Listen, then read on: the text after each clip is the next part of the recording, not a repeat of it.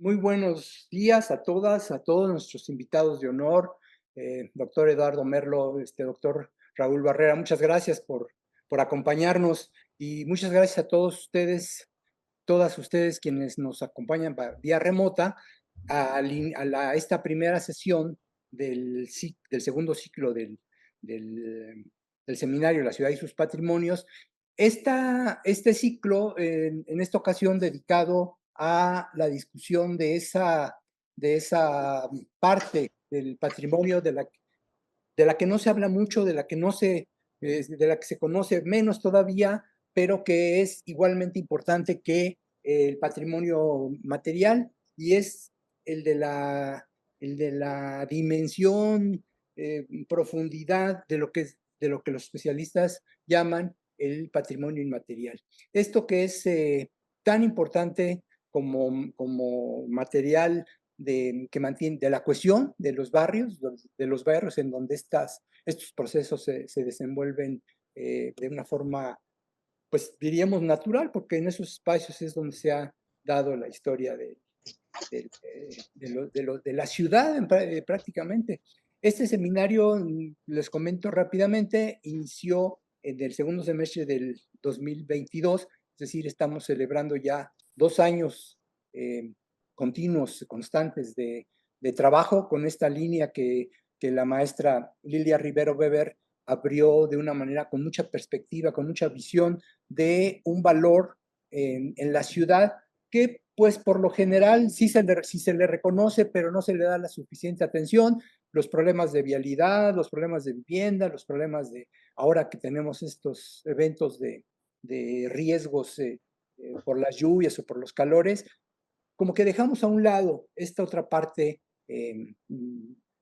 a las que hemos referido. Entonces, yo no les quito más tiempo, les doy nuevamente la bienvenida, doctor Eduardo Merlo, doctor Raúl Barrera, muchas gracias por estar aquí, y maestra Lilia Rivero, adelante. Muchísimas gracias, doctor Delgado. Y pues muchas gracias a todos, bienvenidos. Agradecemos que a estos 2 años de haber aperturado este seminario tengamos la convocatoria tan grande que hemos tenido. En esta ocasión tuvimos más de 500 inscritos.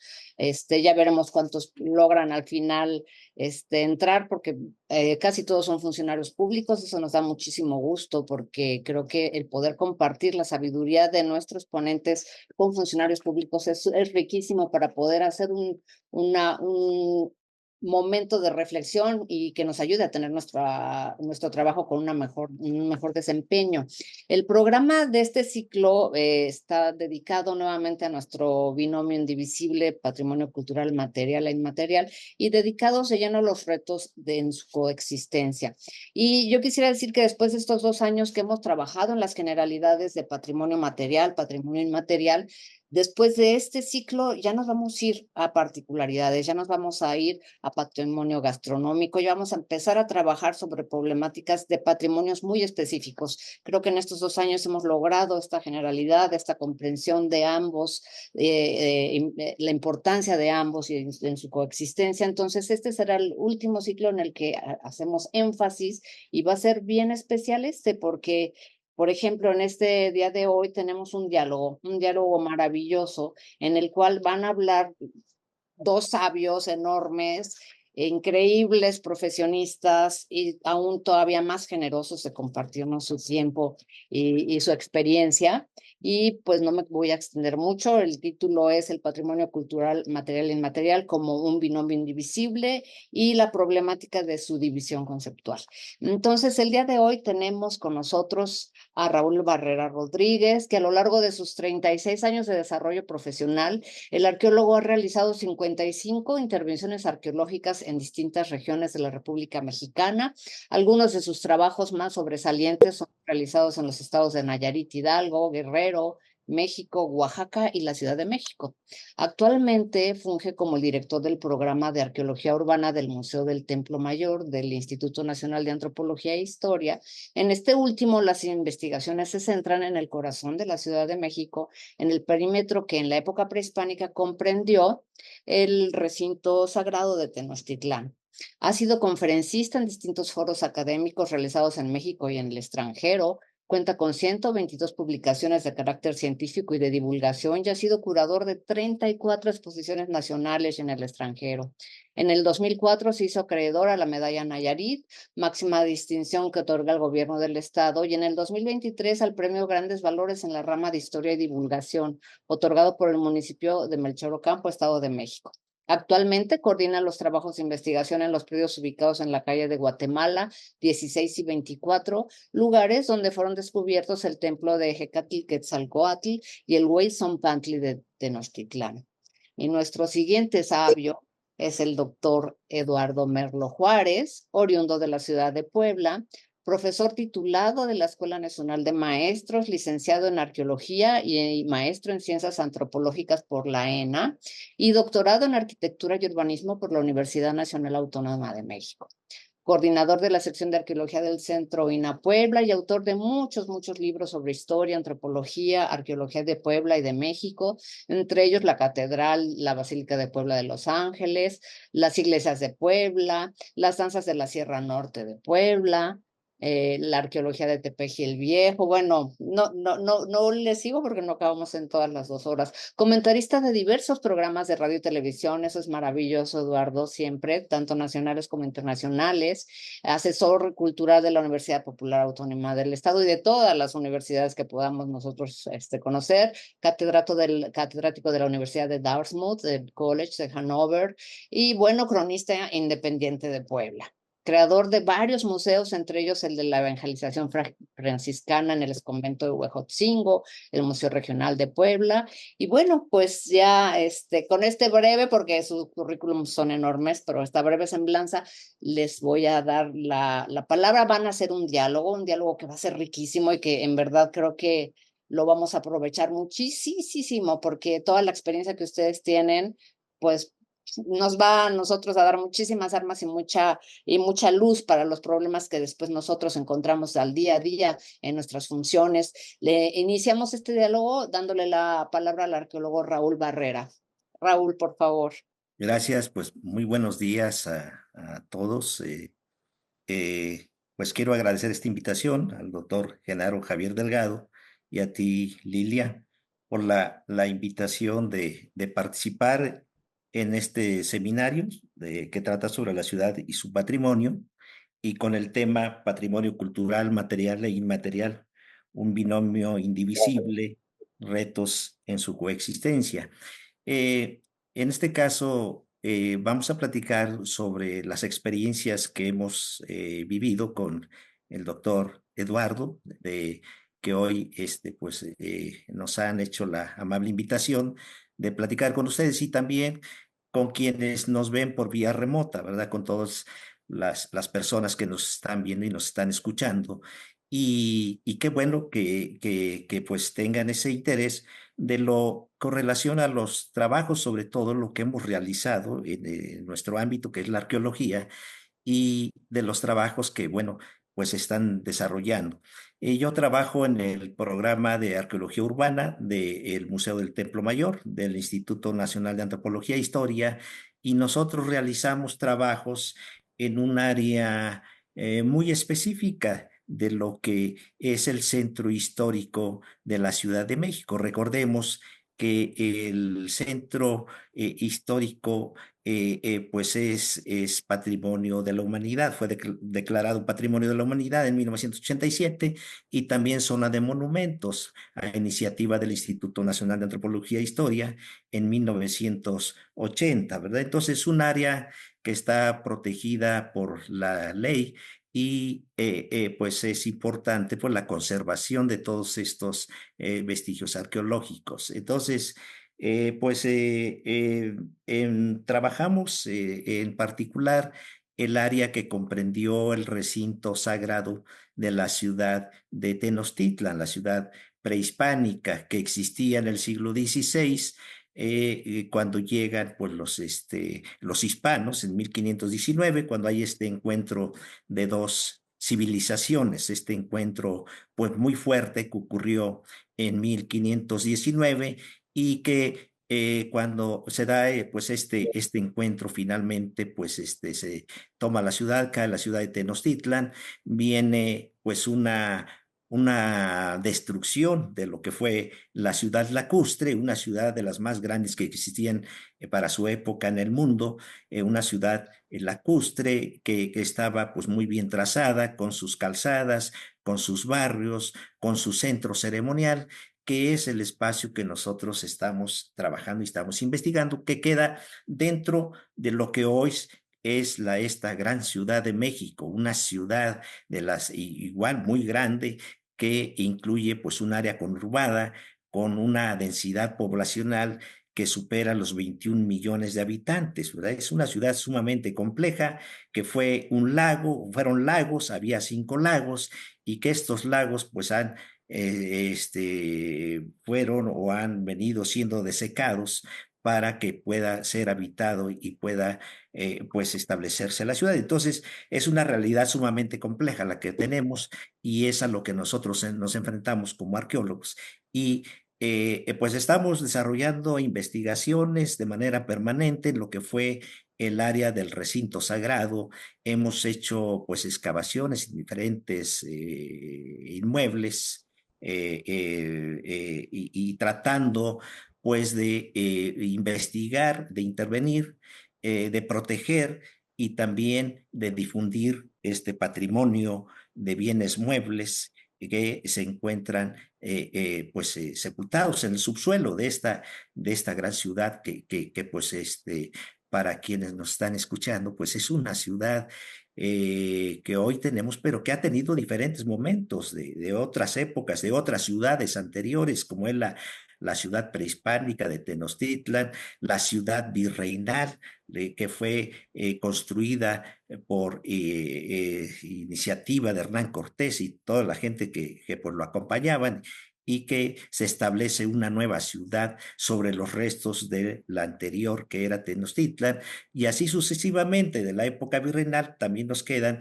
pues algunos elementos arquitectónicos, algunos elementos arqueológicos, pero hay distintos momentos de ocupación de esta ciudad que al paso de los años, pues por cuestiones quizás que tienen que ver con cuestiones naturales, como son sismos, es una ciudad que se reconstruye y que sigue viva al día de hoy. Es una ciudad viva y que se reconstruye y se hace a partir de los restos de las ciudades anteriores que han existido en este mismo lugar. Entonces, pues estamos haciendo investigaciones, trabajos, sería pues muy largo hablar de todo esto, son muchas intervenciones las que estamos desarrollando, y creemos nosotros en el programa de arqueología urbana que es muy importante que este patrimonio lo podamos primero investigar, proteger, pero también difundirlo. Y esta difusión pues puede hacer de diferentes aspectos, como son pues las conferencias, las publicaciones, entrevistas, pero también queremos, cuando las posibilidades nos lo permiten, consideramos que es sumamente importante regresarle este patrimonio a la sociedad, y lo hacemos a través de la creación de algunos espacios. Desde luego que no es sencillo, es muy complejo, pero es importante. Consideramos que este patrimonio es una forma de protegerlo, de conservarlo, regresándole a la sociedad esa posibilidad de que pueda visitar, que pueda conocer, que pueda disfrutar y que se apropie de este pasado que finalmente le corresponde a la sociedad. Entonces, hemos estado trabajando, estamos creando algunos espacios. En el acceso al Templo Mayor, ahí trabajamos en el año 2007, se dejó un espacio museográfico. Estamos trabajando con el Templo de Quetzalcóatl, que se encuentra en la calle de Guatemala, en el número 16, dentro de la ciudad actual, en el corazón de la ciudad, y que pues es una zona de monumentos históricos. Hay edificios históricos que son nuestra herencia, nuestro pasado, edificios que nos dan identidad, y que en el subsuelo están los restos arqueológicos prehispánicos del recinto sagrado de la ciudad prehispánica, y también de otros momentos virreinales. Entonces, pues es importante lo que consideramos que estos restos hay que proteger, pero también cuando las posibilidades o algo que consideramos sumamente relevante y que no afecta tampoco porque la ciudad, el centro histórico es un área viva, con mucho movimiento, con muchas necesidades, con mucho desarrollo y que tiene que ser una ciudad funcional, ¿verdad? En la actualidad.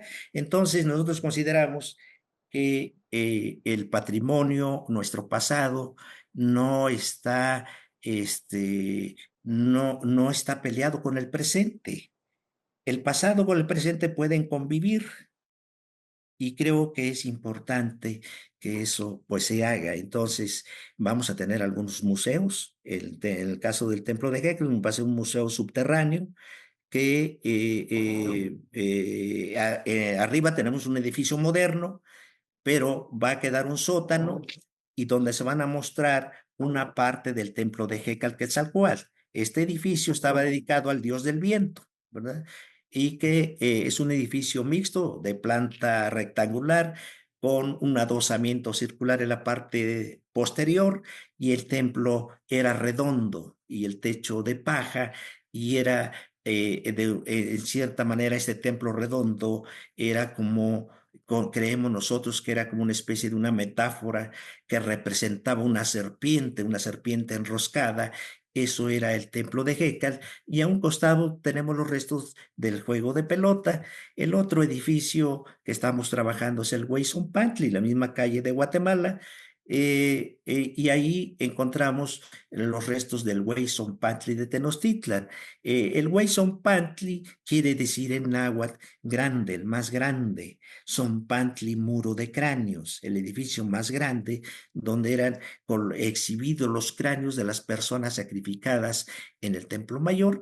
El Templo Mayor era un gran basamento con dos adoratorios en la parte superior, uno dedicado a Tlaloc, dios de la lluvia, y el otro dedicado al dios de la guerra, el dios tutelar y dios guerrero de los mexicas. Entonces, estamos continuando con nuestro trabajo. Son varios edificios que estamos, en los cuales estamos interviniendo. Entonces, quise únicamente darles un panorama de esta espacio en el que estamos trabajando y pues yo quisiera pues con Eduardo que pues vamos a platicar y sobre esta realidad de estas grandes ciudades, de estas megalópolis, que este tema sumamente interesante y sobre todo la Ciudad de México, que es un tema sumamente complejo porque por naturaleza esto deben ser lagos. Por naturaleza deben ser lagos y la Ciudad de México fue edificada sobre la mayor parte sobre el lago de Texcoco y eso pues nos hace ser desde ese aspecto algo sumamente interesante para que esta ciudad pues se logre preservar y logre ser funcional al mismo tiempo y también protegiendo nuestro pasado, nuestro patrimonio arqueológico, pues es lo que puedo comentar, Eduardo. No sé si quisieras pues también Sí, darnos claro. algunos aspectos de las experiencias que Sí, tú has tenido muchas, que has vivido muchas experiencias y que pues estamos viviendo pues algo muy similar en esto de la arqueología. cómo no, Raúl. Pues primero que nada, me siento muy contento de que nos permitan dialogar y que tengamos tanta gente que nos esté escuchando. Estoy mirando de dónde nos están escuchando, de Perú, de Honduras, aparece la banderita de dónde son. Y entre otras cosas, yo me fijé que nos están escuchando en Comodoro Rivadavia, eh, Patricia Hernández de Comodoro Rivadavia, y yo he trabajado una ciudad, mucho en una ciudad de México, para los que son del extranjero, que fue muy importante en el mundo prehispánico. Hernán Cortés, cuando llegó allí en 1519, le llamó la Roma de Anáhuac. La Roma de Anáhuac. Me estoy refiriendo a la ciudad sagrada de Cholula, que está ahora en el estado de Puebla, en el actual estado de Puebla, pero ¿a qué me refiero al hablar, al saludar a Patricia Hernández? Que fíjense lo que son las cosas. En Argentina se dedicó una población a Benito Juárez. Y entonces, en reciprocidad del gobierno de México, a Cholula le dio el sobrenombre de Rivadavia, en honor del prócer argentino. Así que estamos relacionados de alguna manera. Cholula de Rivadavia. Y a veces los habitantes de Cholula no saben quién era Rivadavia. Yo me he cansado de estarles platicando esta reciprocidad. Pero bueno, ese era un paréntesis para saludar a la gente de otras partes que nos está viendo. Pero por otro lado, antes de entrar en lo mío, sí reitero lo tuyo. Qué maravilla de que por medio de tu trabajo, del programa que tú representas, está saliendo, está reviviendo la ciudad pues más hermosa de aquellas épocas. Una crónica, un canto, un relato del mundo prehispánico alaba a la ciudad de Tenochtitlan y entonces dice que mientras vivan sus herederos no morirá la ciudad de Tenochtitlan, de México, Tenochtitlan. Y bueno, pues tú eres la prueba de que está reviviendo eso, de que está siendo vigente la crónica Mexicayotl. Ayer 13 de agosto, fue aniversario de la rendición del último gobernante de la ciudad, que fue Cuauhtémoc, allá en Tlatelolco, en la laguna, y con ello, pues, se acabó la resistencia de los habitantes de la ciudad ante el embate de Hernán Cortés y de sus aliados, porque a veces la victoria la cantan los españoles y realmente quienes trabajaron, hicieron esta conquista y esta destrucción, fueron los aliados indígenas, enemigos de la ciudad, del imperio, de la organización tributaria que habían establecido los habitantes de Tenochtitlan. Y tú lo estás sacando, y a mí me encanta esa idea. Cuando estás hablando, por ejemplo, de que ha salido a la luz el templo de Ejecatl, el dios del viento, cuyo nombre los sacerdotes invocaban con suavidad, como el viento corre.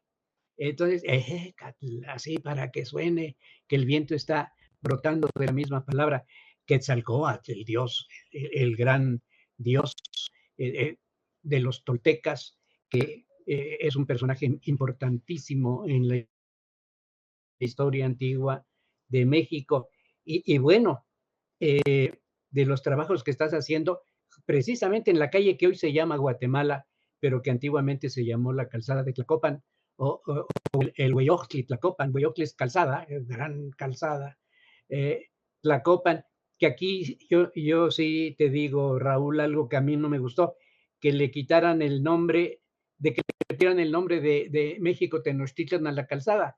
La calzada se llamaba Tlacopan y se debió, si se le quitaran los nombres que se le pusieron antes, que era Avenida Hidalgo, Avenida Hombres Ilustres, Puente de Alvarado, etcétera, pues le hubieran puesto Tlacopan, porque ese era el nombre que tenía en el momento. Pero bueno, son situaciones que a veces nosotros no podemos controlar, los arqueólogos nos gustaría que lo hiciéramos, pero y luego cosas que son interesantes y que alguna vez yo creo que le vas a entrar a esa zona. En esa calzada de Tlacopan está en lo que es actualmente el cruce con la gran avenida de Paseo de la Reforma, la prolongación de Paseo de la Reforma.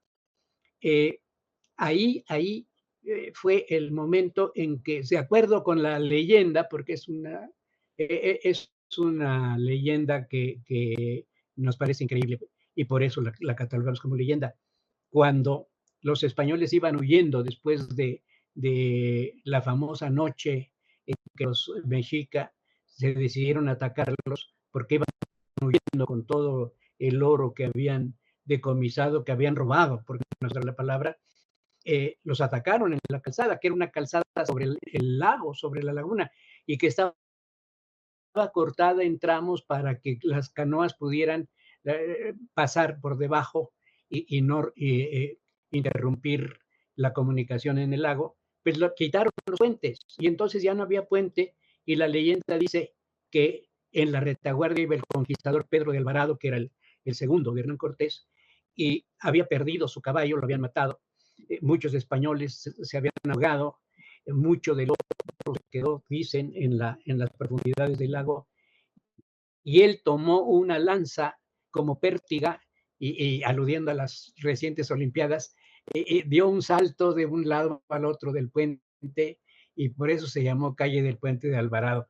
Pues, afortunadamente los historiadores dicen es imposible que eso haya sucedido. Pero bueno, son cuestiones que son interesantes, y debajo de las actuales calzadas, pues deben estar testimonios de este acontecimiento. Hernán Cortés mandó a hacer una iglesia, una capilla dedicada a San Hipólito, y aquí empieza el sincretismo.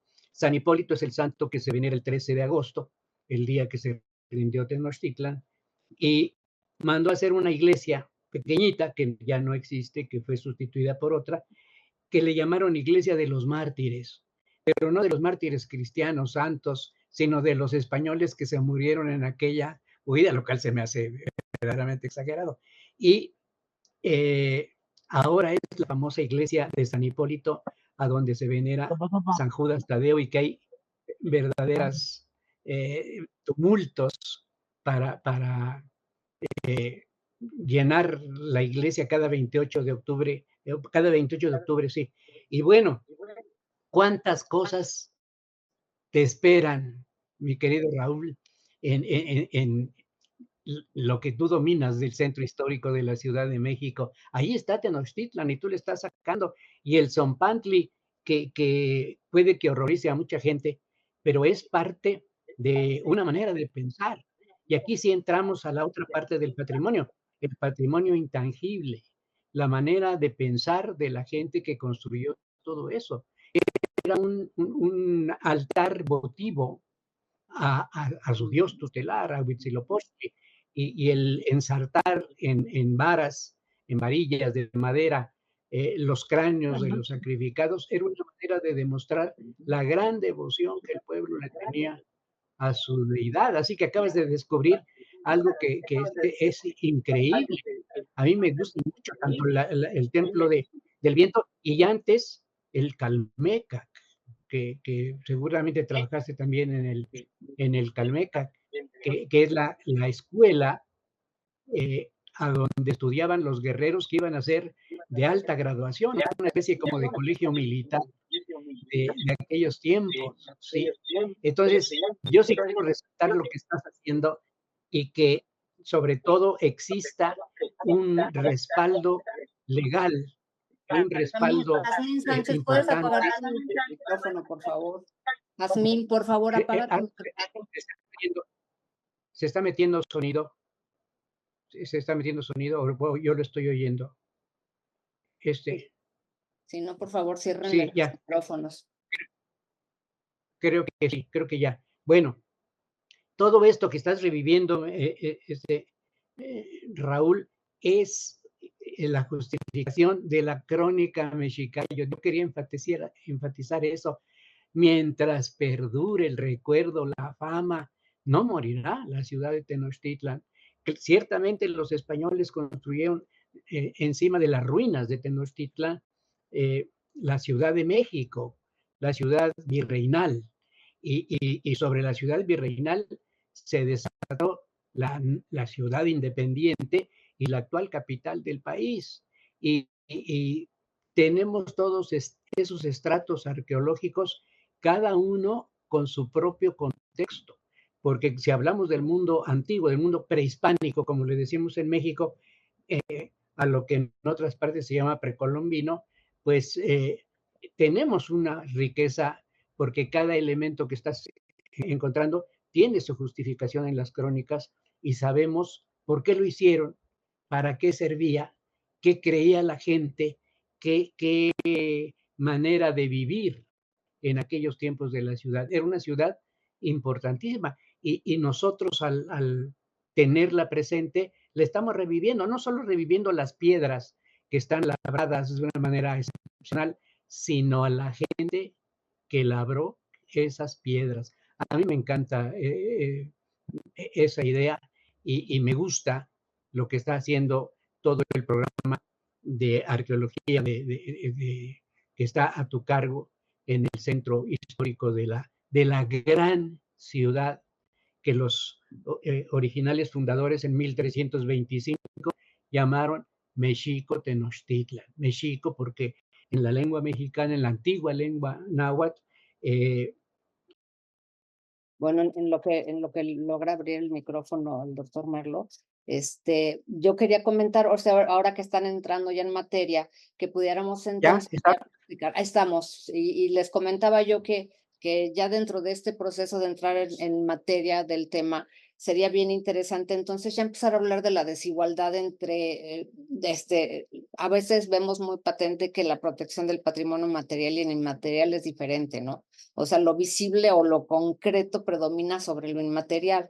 Y entonces, si bien todas las culturas y sociedades tienen sus raíces en las representaciones de ambos patrimonios, en la experiencia de ustedes muy particular, por ejemplo, con Raúl, que está ahora precisamente con la excavación abajo en el Hotel Catedral, ¿cómo ha sido esta dinámica de ustedes como gestores culturales, como protectores del patrimonio cultural? ¿Cómo han ustedes trabajado para que pueda haber esta convergencia, ¿no? Para que no se le dé más peso, porque ustedes lo han logrado de una manera bien interesante, ¿no? O sea, lo que se está haciendo ahí en ese espacio, Raúl, con el Hotel Catedral, a mí me parece fantástico, ¿no? O sea, es una apertura que yo creo que pocas veces he visto en donde se esté dando tanta importancia a las dos partes, ¿no? Y lo mismo le ha tocado muchísimo trabajar al doctor Merlo. ¿Cómo han logrado ustedes esta convergencia y lograr sacar adelante estos retos de equilibrio entre patrimonio material e inmaterial? Sí, bueno, en el caso del predio de Guatemala número 16, donde estamos trabajando desde el año 2010. Ahí, y hay que decirlo, los propietarios, ellos tenían la idea de hacer un estacionamiento subterráneo, ¿verdad? Esa era la inquietud. Desde luego que ellos desconocían lo que existe en el subsuelo, los restos arqueológicos, ellos no lo saben. Entonces, pero esa era la inquietud de tener ahí un estacionamiento subterráneo y encima un hotel, ¿verdad? Entonces, pero como esta parte del centro histórico está protegida por la ley, entonces se requiere de la intervención del área de arqueología y también de monumentos históricos del Instituto Nacional de Antropología e Historia. Eso es necesario, es indispensable para que se les pueda dar una autorización a estas personas, a estos inmuebles o estos espacios que muchas veces son de propiedad privada, o también pueden ser edificios públicos, ¿no? Edificios de gobierno. Todos por igual tienen la obligación de notificar al instituto, al INAH, y brindar los apoyos necesarios para poder llevar a cabo estos trabajos. Entonces, así es como nosotros llegamos a este lugar, a Guatemala número 16, y desde luego que nosotros también desconocíamos que ahí lo que encontraríamos en ese espacio, ¿no? En algunos otros aspectos sí más o menos tenemos idea de lo que podemos encontrar, pero en este caso no. Entonces, a los pocos centímetros, a los 90 centímetros de profundidad, aparece un muro circular que se veía que tendía a ser una estructura redonda, grande, ¿verdad? Continuamos con los trabajos y nos damos cuenta que se trata de un gran basamento.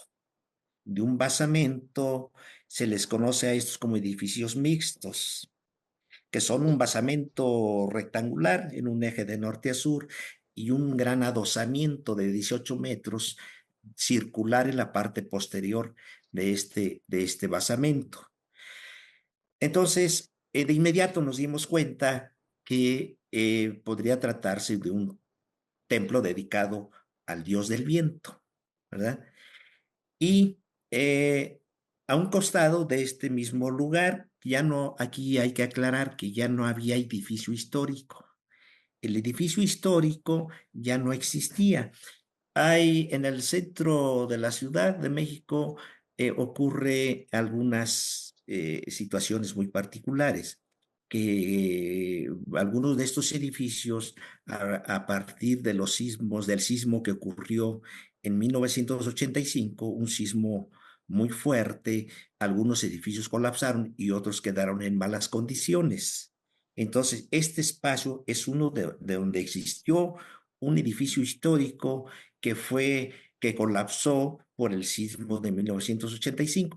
A nosotros nos dio la oportunidad de poder excavar de manera más amplia, ampliarnos durante las excavaciones y eh, entonces detectamos esto, un gran basamento, los restos de una escalinata para poder accesar hacia una plataforma que delimitaba el juego de pelota por el costado norte, un juego de pelota en forma de I latina que queda debajo de la calle de Guatemala. Entonces teníamos estas secciones de estos dos edificios y la pregunta es, eh, ¿qué hacemos? Vamos a protegerlo. Primero, nuestra responsabilidad es proteger, es investigar, pero también proteger. Entonces, en eso estamos. Desde luego que había un proyecto de constructivo y hubo que hacer pues pues los dictámenes, las recomendaciones institucionales, porque para tomar una decisión en este sentido, pues es analizada por todo un cuerpo colegiado de investigadores en el instituto, en el INAH y por autoridades para determinar qué pasa con este lugar. Aquí hay que decir que el centro histórico de la Ciudad de México es una zona potencialmente rica en vestigios arqueológicos, o sea, donde excavemos vamos a encontrar vestigios arqueológicos de las ciudades anteriores, como ya bien lo comentó Eduardo, de vestigios prehispánicos, vestigios virreinales, vestigios de la época de la independencia de México, vestigios posteriores. Entonces tenemos toda una secuencia de ocupaciones, toda la historia de la Ciudad de México que se encuentra depositada en el subsuelo. Bueno, entonces, la decisión fue que había que proteger los vestigios, pero en este camino se encontró una solución de que estos vestigios se podrían, tan relevantes, habría que protegerlos, pero también que se puedan mostrar, que se puedan exhibir al público. Para quienes nos ven, el patrimonio arqueológico son bienes de la nación, están protegidos por la ley. Entonces, aquí la solución que se puede hacer es que estos vestigios, hay muchas soluciones, pero una quizás de las más recomendadas es crear este espacio como un museo subterráneo para la gente, para el pueblo, para los visitantes, para los habitantes de la ciudad y para turistas también, ¿no?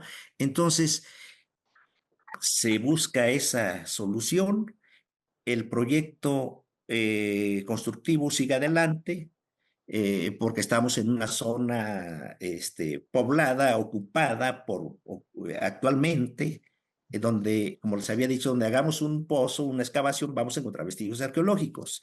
Incluso hay mucho que desconocemos. Entonces, se encontró esa solución compartida, podríamos decir, con los propietarios, porque ellos son los propietarios del espacio, del inmueble, no de los vestigios. Los vestigios son propiedad de la nación.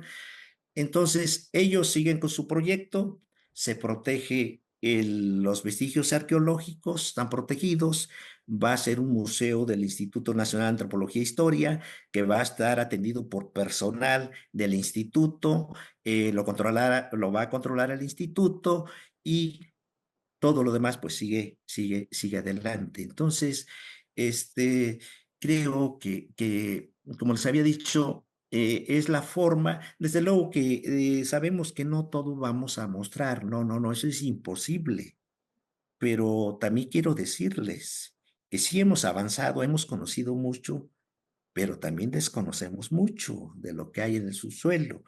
Entonces, pues se está trabajando, esto es el resultado finalmente del apoyo institucional de los investigadores, de los arqueólogos, de las arqueólogas, de las restauradoras, de los antropólogos físicos, de todo un equipo de investigación y posteriormente de los museógrafos que también van a participar en todo este proyecto y de los ingenieros y arquitectos, que también ellos se suman a estos proyectos, a estos logros.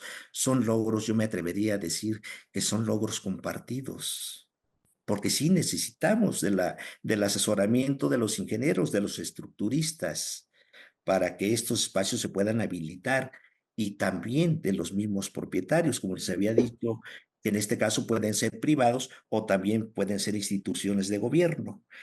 Entonces, eh, así es como se va trabajando, se va desarrollando, se va resolviendo y pues sería pues una manera, una forma, y yo creo, ese es mi sentir muy personal, que la sociedad requiere, exige estos espacios.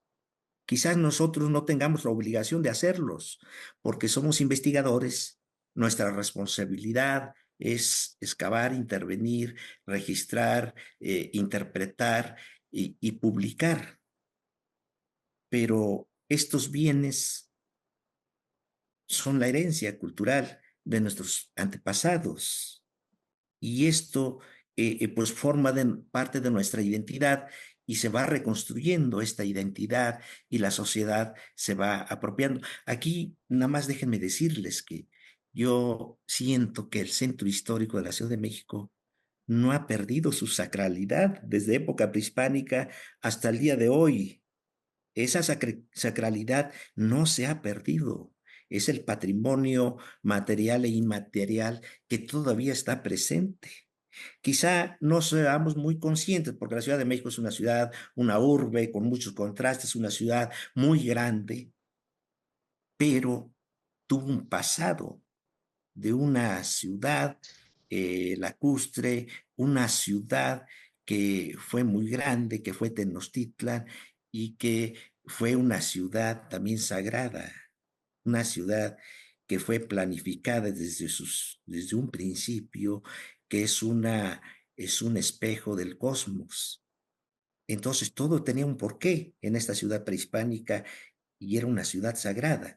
Y esa sacralidad no se perdió ni con la caída, con la llegada de Hernán Cortés y su gente y los miles indígenas que lo acompañaron, como ya bien lo comentó Eduardo. En realidad fueron los indígenas que se rebelaron, que querían liberarse del yugo al que estaban sometidos por parte de los mexicas. Ese es lo único que buscaban, liberarse. Y por eso se unieron a Cortés. Si no, no se hubiera logrado esta caída de Tenochtitlan. Y finalmente cae y se toma la decisión de destruir la ciudad. No la destruyeron en su totalidad, por supuesto, porque Tenochtitlan sigue existiendo y la ciudad ahí está y la ciudad está emergiendo el día de hoy porque tenemos un hundimiento diferencial. Quienes tienen la oportunidad de conocer la Ciudad de México, el centro histórico, o cuando tengan la oportunidad de caminar, van a ver en las calles cómo se ven estas elevaciones, como abombamientos. Y estos abombamientos cada vez son mayores en las calles, en las plazas. Entonces, estos abombamientos son los templos prehispánicos. Los templos están resurgiendo y y siguen y van a resurgir porque la ciudad se está hundiendo y lo que se está hundiendo son los edificios actuales. Los prehispánicos, los basamentos prehispánicos están estables en el subsuelo. Entonces, fíjense, paradójicamente, Tenochtitlan está resurgiendo. Los edificios históricos, si se fijan en las calles, van a ver grietas, tienen muchas grietas los edificios, o tienen inclinaciones, se están desnivelando varios edificios.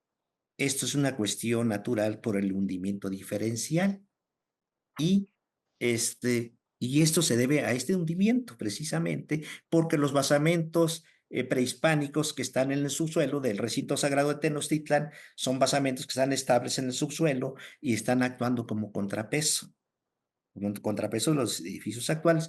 Entonces, pues eso es lo que yo considero la sacralidad del centro histórico está presente, no se ha perdido de lo que fue Tenochtitlan, incluso la catedral metropolitana, la catedral que es la iglesia más grande, el templo más grande, está dentro de lo que fue el recinto sagrado de Tenochtitlan. Sigue conservando su sacralidad. El Zócalo, que conocemos Zócalo, que era la plaza de armas en la época virreinal. Ese espacio existió en época prehispánica, era un espacio de confluencia, de reunión, de concentración durante la época de Tenochtitlan. Y esa función sigue el día de hoy. Ahí está la Plaza de la Constitución, que hoy es el Zócalo, sigue con la vocación que existía en época prehispánica, y está Palacio Nacional, la sede del poder político de México, del gobierno, sigue con esa misma vocación desde época prehispánica hasta el día de hoy, porque ahí se encuentran los restos de lo que fue el palacio de Moctezuma Xocoyotzin. Entonces, mucho de la época prehispánica lo tenemos el día de hoy en las mismas calzadas. Eduardo dijo algo que a mí me gustó mucho de la calle que hoy se conoce como Tacuba. El nombre es la calzada de Tlacopan o Tlacopan. Hay otra más que hoy se conoce como José María Pino Suárez, que está a un costado del Palacio Nacional. Es la calzada Iztapalapa. Eso sí sería importante, recuperar esos nombres originales de las calzadas y no nada más de esas dos, de las 4 calzadas, la que va hacia el norte, hacia el Tepeyac y la que iba hacia las Atarazanas, ¿no? Entonces, eso sí, yo creo que sí sería importante recuperar esos nombres de esas calzadas, porque las calzadas siguen existiendo, ahí están, únicamente con otro nombre el día de hoy. Entonces, pues esa ha sido la relación que hemos tenido, sobre todo en este caso del periodo de Guatemala 16. Yo a nivel muy personal, cuando hemos hecho excavaciones, yo creo que Eduardo lo ha vivido mucho durante los trabajos, las excavaciones. Yo en una ocasión, esto fue un ejercicio muy personal, muy interno que hice, eh, a los transeúntes, platiqué con ellos, eh, transeúntes anónimos, les pregunté qué pensaban de su pasado y casi el 100% me dijeron, es importante conservarlo y si se puede hay que mostrarlo. Entonces, hay una responsabilidad ahí muy grande social. Una responsabilidad, hay un compromiso, y en el que yo decía que sí se puede convivir es en ese sentido, ¿no? En la investigación, la protección, y como vuelvo a aclarar, no vamos a mostrar todo, ni yo tampoco quiero mostrar todo, porque no se puede. Y esta ciudad así es una superposición de capas de ocupación durante mucho tiempo, pero pues yo creo que sí vale la pena, pues que haya esa armonía, esa convivencia, cuando esto desde luego que tiene que ser algo muy bien hecho, muy bien dignificado y que podamos pues regresarle pues un poco de su pasado a la sociedad. Es lo que yo considero y no sé, Eduardo, qué opines Sí. sobre estos aspectos. No, yo opino, estoy de acuerdo contigo absolutamente, pues tú lo dijiste de una manera más clara lo que yo estaba intentando hacer al hablar de la calzada de Tlacopan. Pero fíjate, dice un dicho que cada viejito alaba a su bordoncito, y entonces yo quiero jalar un poquito la opinión a lo que me toca más directamente. Ojalá y tuviéramos el mismo apoyo en la región de Cholula. Yo hablé de la ciudad de Cholula. La ciudad de Cholula originalmente se llamó Tolan, Chololan, Tlaxihualtepetl. Tolan porque eso equivale a urbe, como tantas plantas tantas plantas acuáticas hay en un lago, eso significa Tolan. Chololan porque lugar de los que huyeron, porque salieron de una ciudad que se llama Tubla, que fue importantísima, y se fueron a establecer allí, corrieron allí, eso significa Choloa, correr, huir, y Tlaxihualtepetl viene de cerro hecho a mano, porque tiene una pirámide, bueno, los restos de una pirámide extraordinariamente grande, la más grande del mundo. Tiene 450 metros por lado aproximadamente y una altura probablemente de 60 metros, 65 metros en su momento de esplendor. Y son varias superposiciones, como Raúl las ha encontrado en el Templo Mayor. Cada época, cada dinastía, cada generación fue aportando y a veces cubriendo lo que habían hecho sus antepasados. Eso es lo que pasó en Cholula, de tal manera que era el templo principalísimo dedicado al dios de la lluvia, al dios llamado Chiconahuiquiahuitl, el que nació el 9 lluvia. Y bueno, esta gigantesca pirámide desapareció desde el siglo VII, VIII, por invasiones de otros pueblos, y quedó abandonada y quedó con la apariencia de un cerro al irse destruyendo sus fachadas, etcétera. Pero se construyó una nueva a un lado, con su propia pirámide, porque todos los templos antiguos estaban en un basamento de forma piramidal truncada, y ya no dedicado al dios de la lluvia, sino al dios Quetzalcóatl, como patrono de los comerciantes, porque era lugar de un mercado importantísimo. Pero a lo que voy es que la vieja pirámide ahí quedó como un cerrito. Hernán Cortés ya no la conoció en funciones, estaba abandonada desde mucho tiempo atrás, pero él se dio cuenta del funcionamiento de la ciudad y menciona que tiene tantos templos como días tiene el año, de donde surgió pues el chisme, no puedo decir que leyenda, de que tiene 365 iglesias. No tiene tantas, tiene 39, pero de todos modos son muchas para una población tan pequeña como Cholula. Pero a lo que voy, la destrucción de la ciudad prehispánica por Cortés con una matanza espantosa, él mismo escribe en sus cartas de relación, y dimosle tal mano que en menos de 3 horas matamos más de 3,000. O sea que él solito está diciendo qué es lo que pasó.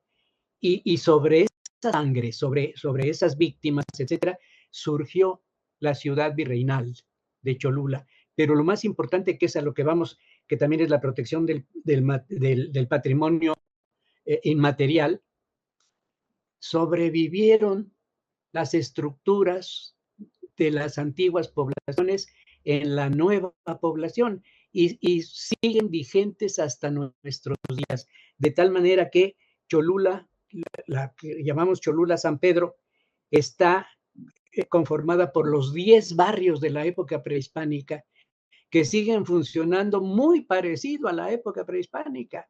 Cada barrio tiene su propia organización, tiene sus jefes que se llaman mayordomos, fiscales, etcétera, y que hay que reconocerlo, mandan más que las autoridades civiles, y a veces más que las autoridades religiosas católicas.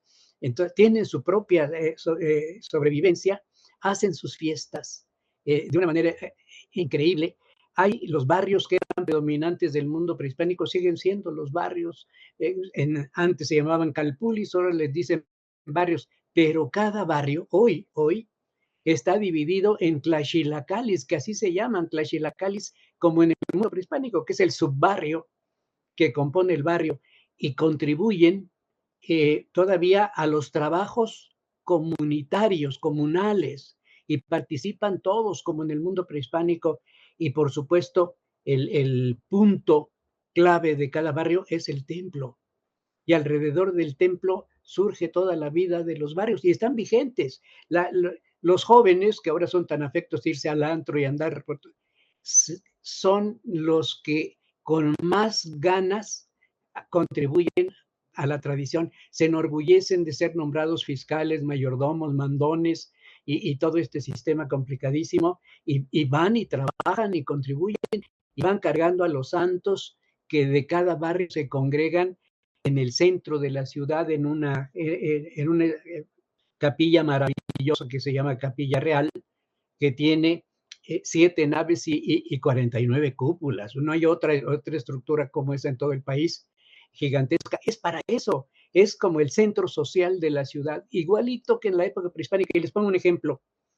El primer lunes de Cuaresma, que es el equivalente a una de las fiestas del mundo prehispánico, la gente va con sus santos de los barrios, se congregan en esa capilla, que es enorme, gigantesca, y van y tienen su propio lugar dentro de la capilla, y hay una misa, y bueno, y los santos y la gente está participando. Termina la misa y salen de la capilla, y en el atrio, que también es gigantesco, está ya dispuestos grandes recipientes con la bebida tradicional de México, el pulque, el octli, y todos beben y vuelven a beber, como dice el villancico, porque es una gran fiesta que se llama Tlahuanca, y Tlahuanca quiere decir borrachera. Se emborrachan tradicionalmente como en el mundo prehispánico. Incluso en la Gran Pirámide se descubrió en los años 60 un gigantesco mural, un muy largo mural, una pintura mural de 62 metros, que representa personajes que están bebiendo, que están diciendo salud, que están siendo atendidos por sirvientes, y que, pues de acuerdo con las crónicas, sabemos que es una ceremonia que se hacía cada 4 años para perforar los oídos, la nariz y el labio inferior de los grandes señores de los pueblos que venían a legitimar su poder, y para que no sintieran feo en la perforación de todas estas partes, se emborrachaban hasta perder el sentido. Pues eso sigue vigente todavía. Y si ya no vienen los grandes gobernantes a legitimar el poder, pero los propios habitantes siguen teniendo vigente esa fiesta. El mural de los bebedores, como le llamamos los arqueólogos, data del 250 de nuestra era. Quiere decir que desde entonces hasta hoy la tradición no se ha perdido. Y así podría yo seguir hablando. Los nombres de los barrios, allí están. San Miguel Tianguisnáhuac, Santa María Xixitla, Santiago Mixquitla, y bueno, no acabaría yo nunca de estar mencionando todo esto, cómo sobrevive ese patrimonio inmaterial del mundo antiguo en el mundo actual, con toda la modernidad, con todos los medios de comunicación, con todo el bombardeo de globalización que existe. Ahí está presente el mundo prehispánico en una conexión ininterrumpida. Ni la matanza de Cortés, ni la destrucción de la ciudad para hacer la otra virreinal, ni la expansión urbana desaforada que tenemos hoy, a lo cambiar esas estructuras, alterarlas significativamente. Sí, encontramos antros alrededor de Cholula que han proliferado como no se imaginan, pero ahí está la tradición, ahí está la conciencia y la dignidad de la gente de sentirse orgullosos de ese pasado. Los arqueólogos hemos aportado cosas y diciendo, miren, aquí apareció esto, ahí está el mural de los bebedores, allí los túneles nos han permitido saber cuántas sobreposiciones tiene la pirámide, cómo en los barrios aparecen elementos arqueológicos, cómo donde quiera que se excave van a salir miles de tiestos, tepalcates, como les decimos en México, que eran los utensilios del mundo prehispánico. Ahí están, y si excaváramos debajo de cada iglesia, encontraríamos los cimientos del Teocalli o del templo antiguo. Esto es increíble, somos poseedores de un patrimonio de las dos formas, del patrimonio material, que es como el que encuentra mi querido colega Raúl, como el que encontramos nosotros en Cholula, y lo mismo podríamos decir de los demás, de los miles de sitios arqueológicos que tenemos afortunadamente en nuestro país y de los pueblos que están cerca de ellos, que son sus herederos directos. No sé qué les parezca este comentario. Bueno, yo sí estoy muy contenta porque yo quería que ustedes hablaran tal cual de la experiencia, de una manera mucho más, más coloquial, más lúdica, ¿no? Porque eso es bien importante. Eh, eh, por ejemplo, cuando hemos hecho los recorridos en Puebla, Eduardo, bueno, a mí me impacta que la gente te detiene porque siempre ha sido muy generoso y entonces estas propuestas de estar manteniendo esta vinculación del pasado con el presente, porque como bien dice Raúl, el pasado no se perdió, o sea, qué mejor ejemplo que el Centro Histórico de la Ciudad de México, sigue siendo México Tenochtitlan sin ninguna duda. Y todo este proceso, a mí me gustaría reafirmárselos también a ustedes y les vamos a subir al Classroom 2 lecturas bien importantes. Una que es de los documentos de UNESCO, que es el documento 48223, que se los vamos a subir.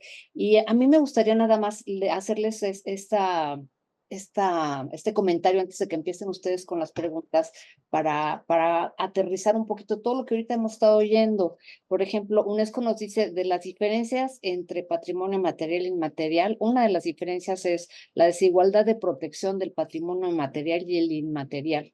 Lo visible o lo concreto predomina sobre lo inmaterial. Completamente lo hemos visto a lo largo de toda nuestra práctica profesional.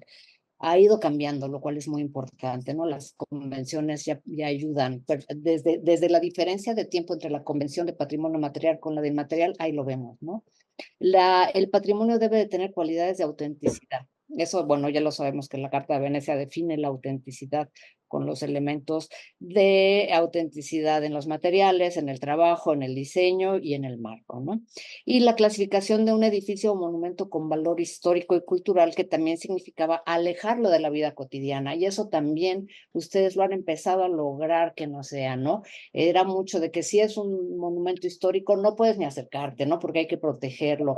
Entonces, este equilibrio que han empezado ustedes a encontrar como arqueólogos en permitirle a la gente también apropiarse de su patrimonio, disfrutarlo, es importantísimo, ¿no? Y bueno, estos objetos pasan a ser reconocidos como patrimonio cuando expresan el valor de la sociedad y así lo material solo se puede entender e interpretar a través de lo inmaterial.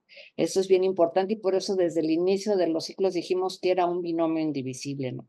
La sociedad y los valores están intrínsecamente unidos.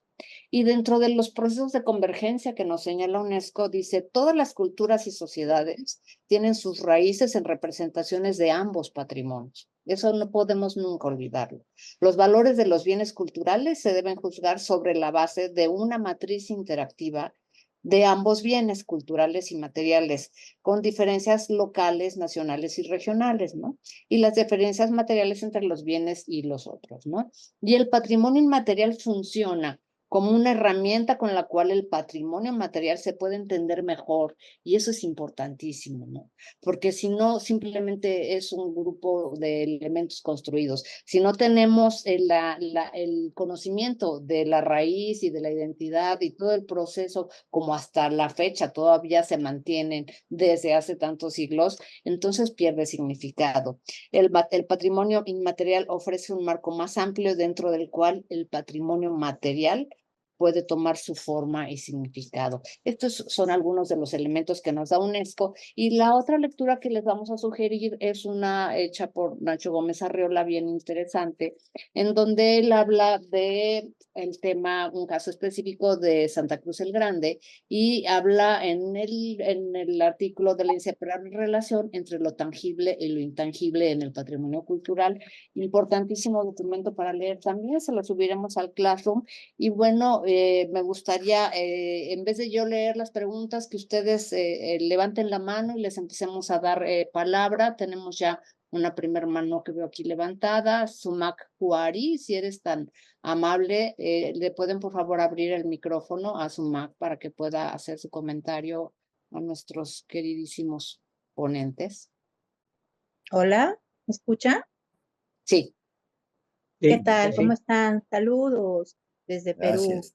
Muchas gracias. Bueno, justamente acerca de lo que dijo el profesor Eduardo Merlo, él habló de que el día de ayer fue en efecto la rendición de Tenochtitlán. Y lo triste es que fue gracias a la ayuda de los propios aborígenes de allá, de esa parte de Norteamérica. Entonces es la misma historia que se repitió aquí, que sucedió en Perú. La conquista del imperio inca no fue porque los españoles eran brillantes, grandes guerreros, sobrenaturales, venidos de otro espacio. No, fue por la ayuda de pueblos dominados por el imperio incaico, que estaban hartos de ellos y pensaron que ellos iban a ser sus salvadores. Entonces aquí vienen preguntas que no solamente abarcan desde lo histórico, sino, o de la historia del pasado, sino de acá para lo siguiente. Y ahí creo que voy a preguntar algo que creo que no solamente incumbe a los profesionales de ciencias sociales de Perú y de México, sino de cualquier parte, especialmente de Latinoamérica. Eh, a ver, México y Perú son uno de los 10 países megadiversos acá en Latinoamérica presentes, porque también está Brasil, está Colombia, Costa Rica, creo que en Centroamérica, y otros 2 o 3 más, no me acuerdo exactamente cómo es en el caso de Centroamérica. Pero bueno, esa biodiversidad inmensa natural ha hecho que también la humanidad se acondicione. Y por eso es que en distintas partes de estos territorios los pueblos son distintos, tienen sus propias costumbres, sus propias lenguas, y todo adecuado al medio en donde se asentaron y bueno, florecieron estas distintas etnias. Sin embargo, y esto yo lo digo como peruana, particularmente, no sé si esa realidad ocurrirá ya en México, eso nos hace un país muy difícil de gobernar desde nuestros inicios. Y lo vemos en lo que ya dije hace rato. El imperio incaico dominó en efecto muchas etnias de arriba, de abajo, de la zona de lluvia, de la zona del desierto, todo lo demás, pero la gente estaba harta de estar dominada. Y de acuerdo a lo que les he escuchado, también era lo mismo por allá, odiaban al imperio azteca. Ahora bien, entonces, en cierto modo podría decirse, pero es una cosa bastante subjetiva, eh, los mismos aborígenes traicionaron a sus demás compañeros oriundos e hicieron que los españoles llegaran a dominarnos o a dominar a nuestros ancestros gracias a su ayuda, ¿no? Ahora bien, esto aquí en Perú se ha venido repitiendo una y otra vez, a tal punto, aquí, por ejemplo, en Perú se ha cumplido hace poquito 200 años de una de las últimas batallas muy importantes, la independencia eh, de Sudamérica, de España, la batalla de Junín y después va a ser la batalla de Ayacucho. Entonces, lo triste es que, sí, en efecto, la batalla de Junín se ganó a los españoles, bacán, perfecto. Pero lamentablemente llegó el dictador venezolano Simón Bolívar y se quedó aquí y no quiso salir por 2 años y algo del gobierno. Entonces, las mismas personas que pelearon y batallaron contra los españoles en la batalla de Junín, pasó el tiempo y apoyaron a los españoles para cuando quisieron regresar y retomar la colonia aquí en Perú. O sea, dense cuenta, los propios sometidos otra vez al dominador mayor dándole poder. Y así esto se ha venido repitiendo una y otra vez hasta la actualidad, que ahorita estamos en una crisis política aquí en Perú, donde entre peruanos estamos, y esta es una horrible realidad que ha sucedido hace un par de años, los peruanos absurdos, no todos somos así, sobre todo de las ciudades, en especial de Lima Metropolitana y del Callao, la zona capital del país, le han dado la contra a sus compañeros que han venido a protestar del interior del país. Les han llamado terroristas, de todo, y les han dado la contra. O sea, esto es increíble. Se vuelve a repetir la misma división que sucedió hace mucho tiempo. Yo no sé si esa división, ese pensamiento sucede ahí en México, porque todos sabemos que México es un país muy nacionalista y eso es buenísimo, pero no sé si a nivel de interrelaciones entre habitantes también sucede la misma historia. Y aquí viene otra pregunta que creo que es abierta para todos los especialistas en ciencias sociales, especialmente de Latinoamérica. ¿Vale la pena tener un país, un territorio tan diverso para poder manejarlo? Porque se ve que desde el punto de vista político solamente se puede con la fuerza. Es muy, pero muy difícil llegar a unificar como tal. Bueno, eso sería todo. Gracias. Gracias. Sí les vamos a pedir que las participaciones sean cortas, por favor, y vayan directo a la pregunta, porque hay muchos que quieren preguntar, si no se nos va a ir el tiempo. Espera, bueno, vamos a la respuesta. Bueno, si me permites, ella hizo una síntesis de la historia también de nuestro país. Es decir, es una situación que se dio en los dos grandes territorios de civilizaciones altas, como es la civilización andina, de la que ella nos está hablando, y la de Mesoamérica, que es la nuestra. Realmente, si somos analistas de la situación, el, los grandes imperios como el Mexica, Tenochca y como el que lideraba el Inca, unieron a sus territorios porque son territorios de diferentes etnias con intereses diversos que pues evidentemente es difícil controlar. De ahí la palabra política, la que logra conjuntar a las ciudades, de polis, ciudades, y es un arte y una ciencia que es muy difícil eh, explicar en 3 renglones. Pero sí, lo que ella nos ha dicho es, pues básicamente la historia. Nosotros somos un país que ha tenido muchísimas revoluciones, muchísimos problemas a lo largo de la historia y que, bueno, afortunadamente ahora somos un país con diversidad, con muchos puntos de vista diferentes, pero con una gran unidad. Eso sí, afortunadamente, sí somos conscientes de que somos un país que debe mantenerse unido y defender sus expresiones, su patrimonio material e inmaterial. Muchas gracias. Tenemos algunas preguntas escritas. Voy a darle la palabra a la siguiente mano que vi alzada, que es Malinali Kareni. Y después voy a hacer un corte para leer algunas y después le damos la palabra a Fernando Alan López, por favor. Les agradezco mucho los datos que me aportaron y la información y la conferencia y la oportunidad de poder estar aquí con ustedes. Mi pregunta es la siguiente. De lo que he escuchado, creo que siempre en cuanto a patrimonio material, en México nos enfocamos demasiado en lo arqueológico monumental, en la parte más visible. Y eso tiene una referencia con el cómo se construyó la idea de identidad nacional al inicio de la conformación del Estado-Nación mexicano. Eh, mm, yo siempre noto que en el caso del patrimonio material se deja muy de lado los restos óseos arqueológicos, que al fin y al cabo también ante la ley lo de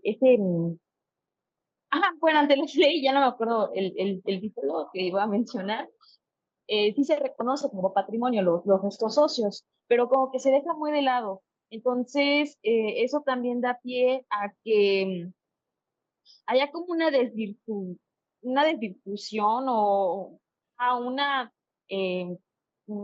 separación entre lo arqueológico y lo meramente osteológico. Eh, Mi pregunta aquí en este caso sería como, eh, ¿cómo saber, o sea, a quién le pertenece el patrimonio? Porque, o sea, como que siento que damos por hecho que el patrimonio, y esto porque está sentado en la Constitución, ¿no? Es patrimonio nacional, ¿no? Es de todos los mexicanos, pero en realidad es de todos los mexicanos. O sea, todos los mexicanos tenemos el derecho de decidir o más bien un organismo que muchos autores han nombrado como monopólico, que es el Instituto Nacional de Antropología e Historia, tiene en realidad el derecho de decidir qué hacer y qué no hacer con el patrimonio material de sociedades a las que no pertenecemos todos los mexicanos, o lo que conocemos o construimos como una identidad mexicana. Porque me suena mucho el caso de ya no me acuerdo, creo que todavía hay debate, pero supongamos que es el Tlaloc que está ahí, que presenta, ¿no? Que da entrada al Museo de Antropología. O sea, los habitantes de Texcoco, creo que fue donde lo dijeron, estaban muy en desacuerdo en que se movieran. Entonces, yo siento que no se ha, o se ha abordado poco desde la arqueología, desde nosotros como antropólogos, esta discusión de a quién le pertenece el patrimonio en realidad y o sea, cómo integramos la participación de las comunidades originarias en la toma de decisiones sobre el patrimonio que sí es de ellos. Y en este caso en específico, no solamente orientado hacia el patrimonio arqueológico monumental, cerámico, etcétera, etcétera, sino también el osteológico, porque por ahí leí una investigación que Malinali, ¿puedes abreviar? Ya nomás les das la pregunta, porque si no, no le va a dar tiempo a preguntar a los demás. Sí, claro, sí, claro. En este caso, la pregunta es, ¿cómo hacemos para identificar a quién le pertenece y a quién no? Y estas facultades que ya expliqué. Gracias. ¿Puedo hacer algún comentario? Por favor. Bueno, bueno, el patrimonio en México es de todos los mexicanos y hay derechos, pero también hay responsabilidades como ciudadanos, ¿no? Entonces, es totalmente cierto, la arqueología en México inició con estos grandes hallazgos, con estos grandes basamentos, eh, el hallazgo de 3 esculturas aquí en el caso de la Ciudad de México, como son la Coatlicue, que es una gran escultura que está en el Museo de Antropología, la Piedra del Sol, que estos hallazgos ocurrieron en 1790, y la Piedra de Tizoc a principios de 1791, ¿no?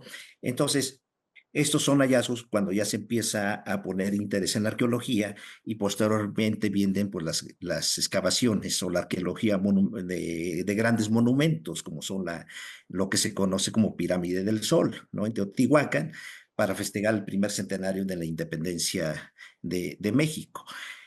Entonces, pues es pues lo más visible, los grandes monumentos y totalmente correcto. Así pues podríamos decir que se viene desarrollando la arqueología. Desde luego que la arqueología es un sentido mucho más amplio. Para nosotros como arqueólogos, tan importante es un basamento, una gran pirámide, como un vestigio, algún otro vestigio, como son la obsidiana, como la cerámica, y para nosotros tiene igual de valor, porque lo que nosotros hacemos, estudiamos las sociedades del pasado, los procesos culturales del pasado a través de los restos materiales, ¿no?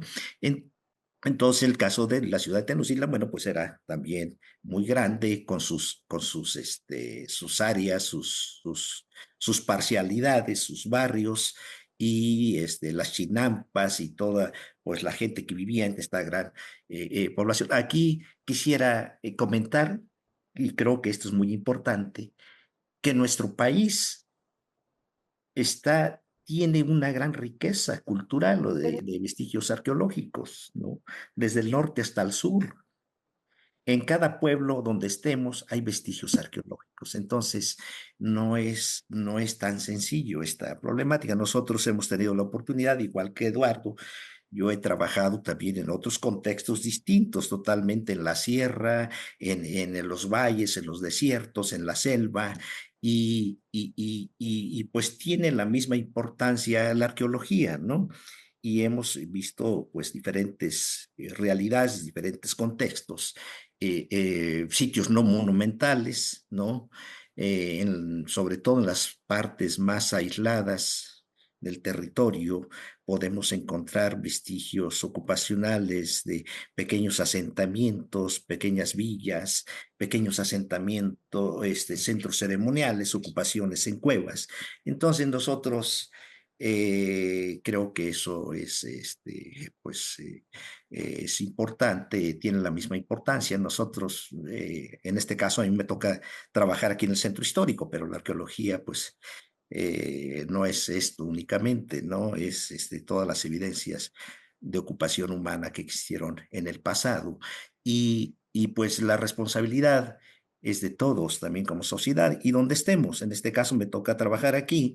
La responsabilidad como investigador y como institución, pues es investigar, es proteger, pero también de los ciudadanos, los responsables de los mismos inmuebles. Entonces, también es esa labor que nosotros debemos tener de sensibilidad, de concientizar, porque también es una labor social, la arqueología, no únicamente es material, ni mostrar, ni exhibir, es una labor social también que hay que hacer con las personas en los lugares donde nos toca, nos corresponde trabajar. Entonces, yo creo que es eso, y los pueblos tienen pues mucha responsabilidad y también hay que hacérselos ver, hay que hacerlos sentir que asuman ese compromiso, pero vuelvo a repetir,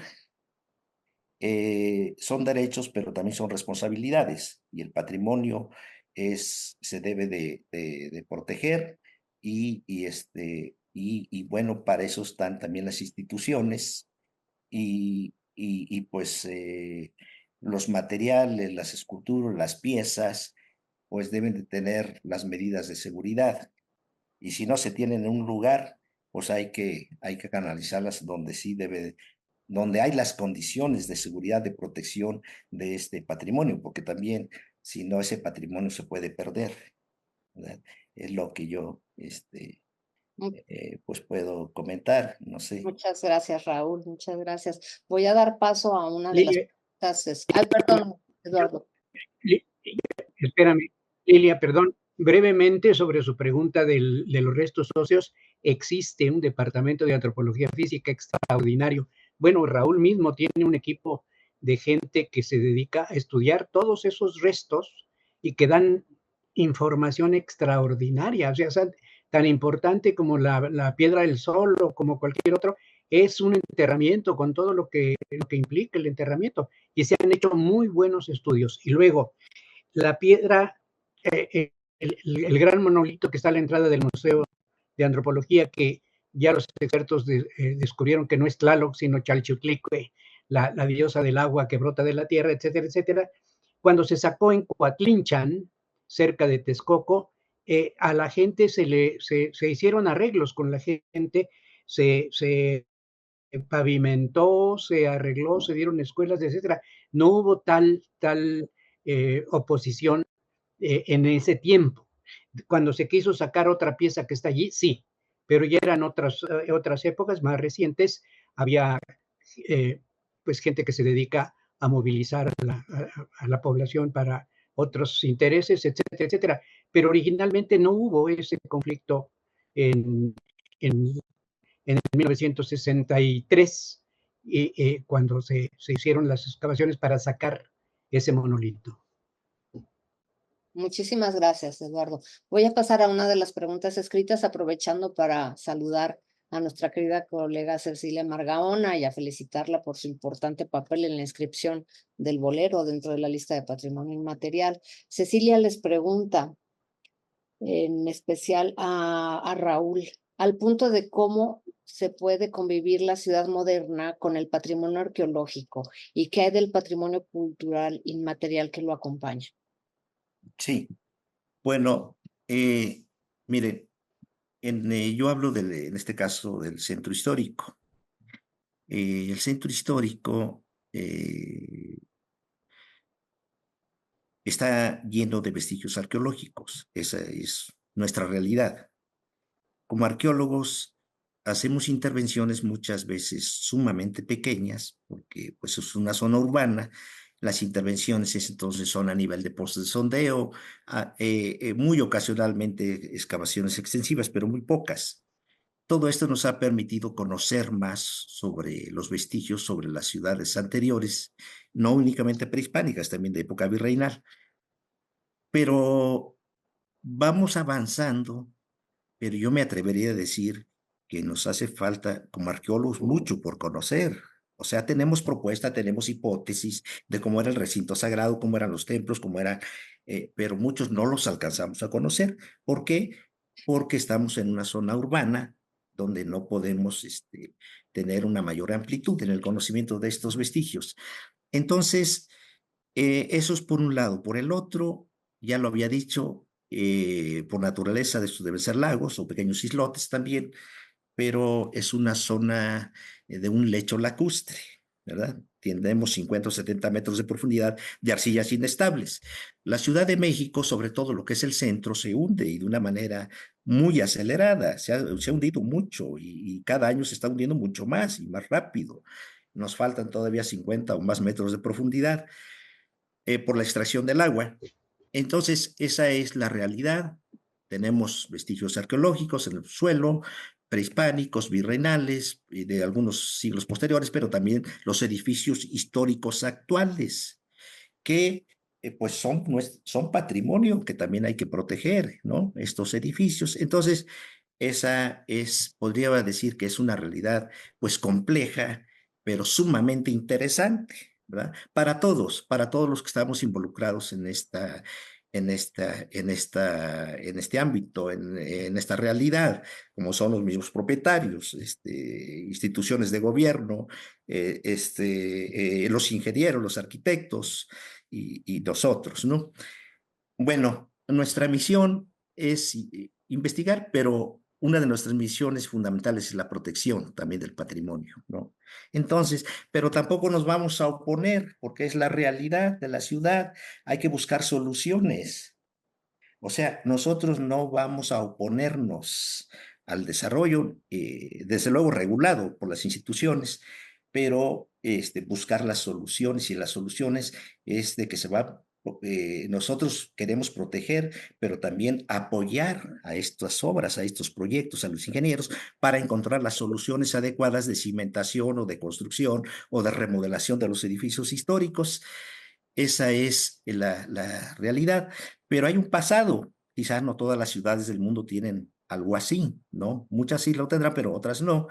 Pero aquí tenemos este, todo un pasado de ocupaciones de otras ciudades anteriores y que de acuerdo a nuestras leyes hay que proteger.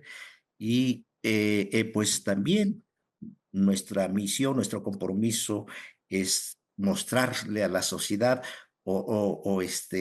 informarle a la sociedad, ¿no? Entonces, bueno, esa es la forma que nosotros consideramos. En algunos casos, pues sí, es importante mostrar esto, sí, como es el caso del Huizón-Pantli. El Huizón-Pantli, sabíamos por las fuentes, pero físicamente nosotros no lo conocíamos hasta el 2015, imagínense. Y encontramos los restos, no todo el edificio, porque lo que encontramos son fragmentos de los edificios prehispánicos. Entonces encontramos el Huizón-Pantli, y nos desconcertó que tuviera una torre de cráneos, imagínense, una torre de cráneos, un muro circular, como un muro de mampostería. Hagan de cuenta un muro de mampostería que se hace de piedra con argamasa, pero en este caso es un muro de cráneos unidos o pegados con argamasa, ¿no? Circular. Entonces, eso sí nos desconcertó, pero confirmamos posteriormente que estaba asociado al Weissenpantli, estos cráneos humanos, y aparecen las fuentes. Tenemos una gran riqueza. Finalmente, las fuentes históricas hay que analizarlas, hay que estudiarlas, no hay que confrontarlas, muchas veces mienten, pero algún dato nos va a servir y tenemos esa maravilla de las fuentes históricas y ahí nos dimos cuenta que sí los zombies tienen esto. Entonces es lo que puedo comentar. Creo que sí, en este caso sí se puede armonizar. La ciudad sigue adelante con su vida, pero podemos encontrar los canales o las formas de proteger y en algunos casos pues hacer ese museo. Muchas gracias. Eduardo, no sé si quieres comentar algo o le damos la palabra a Fernando. No, Ok. adelante, adelante. Sigue la pregunta, la Es siguiente el turno pregunta. entonces de Fernando López, por favor. Les pido corto la pregunta, o sea, irse concretos porque solo nos quedan 20 minutos para que puedan más personas preguntar. Y mi pregunta es esta de si existe alguna metodología, criterio o incluso norma que permita privilegiar la importancia de un parque Esta es la papa de ahorita. sobre otro, por ejemplo, porque justamente la Ciudad de México se construyó sobre otra ciudad, ¿no?